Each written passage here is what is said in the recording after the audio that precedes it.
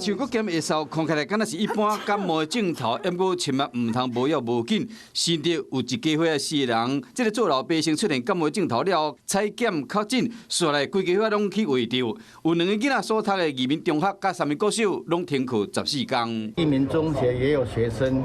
确诊的消息，那我们现在已经决定该校停课14天，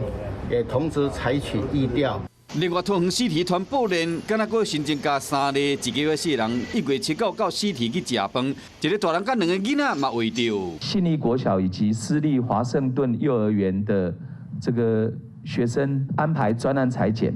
那学校以及幼儿园停课14天。为了我们狂病毒，大部分都是轻症，电不长，希望讲大家爱谨慎。以这个西体的员工这个他也有到第7天才传播的。那也有，甚至有的是到第9天。那不过它最短的传播时间是2天，所以风险期是从2天到7天。病毒传了真紧，市政府鼓励大家去采检，希望讲用全民合作的力量消灭这个病毒。